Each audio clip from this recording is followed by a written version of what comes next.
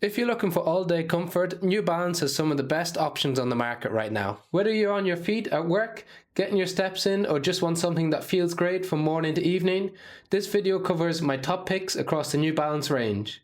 Each one offers something a little different, so I'll break down how they feel underfoot, how they fit, and which one's right for your walking style. So we'll start off with one of the most popular neutral shoes in the New Balance range, and that's the New Balance 1080 V14. Now the V13 was one of the softest shoes I've ever worn in my life. They've stiffened it up a little bit in the V14, but it's still really comfortable, really soft underfoot. When you initiate contact with the ground, you sink into it a little bit and before it pushes you back out again. It's got a nice aggressive 4-foot rocker which helps with the push-off phase of the gait cycle, a really premium feel on top.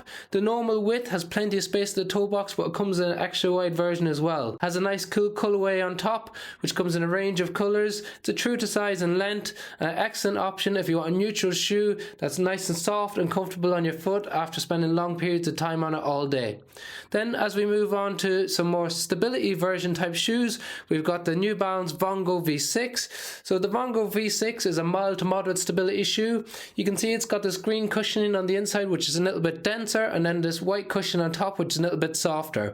There's less of the green cushioning on the outside, and that creates a little bit of a tilt on your foot. So if you got any pain on the arch of your foot or on the inside of your heel, it can just shift the weight towards the outside. Not so good if you got issues with ankle instability or perineal issues, but otherwise it's an excellent mild to moderate stability shoe. Got some stability in the forefoot, got plenty of cushioning underfoot. It's a little bit firmer, similar to the 880, which we'll talk about, so you don't sink into it as much as you do in the 1080. It's got plenty of space in the toe box, and it comes in a wide version as well. So if you're looking for a mild stability shoe, then the Vongo V6 can be an excellent option. As we move on to the 880 V15, this is one of the premium neutral shoes on the market.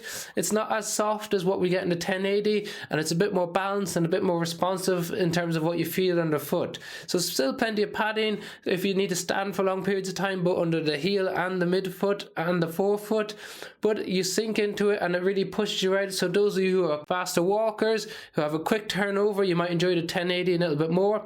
It's a little bit more stable than what we get in the 1080, so it's what we classify as a stable neutral shoe. It has some big sidewalls on the inside and the outside of the shoe, alongside some big sole flare and broad base support to help keep you centered in the shoe as you move. So an excellent option for those of you who want a slightly firmer shoe that's a neutral but has some elements of stability.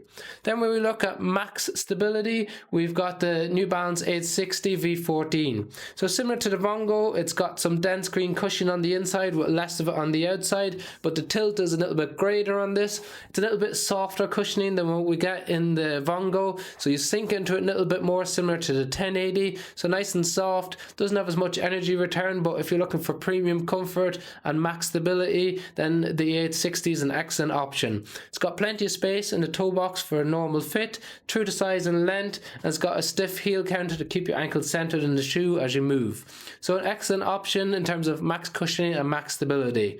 Then finally, we've got the New Balance More V5. Now this is an absolute monster of a shoe, and compared to the More V4, they've increased the stack even more, so it's got even more padding on the foot. So if you're looking for like a marshmallow effect, super cloud-like, where you just sink into it and you want to stand in it all day long, this can be an excellent option.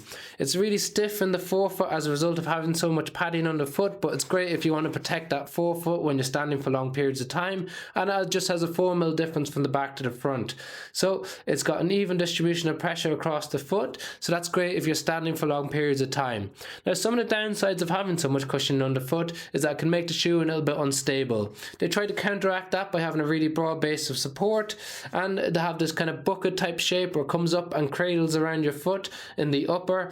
So some elements of stability to it, but just because of the amount of cushioning underneath, it's inherently a tiny bit unstable. So those of you who have issues with the stabilizers, you may not enjoy it.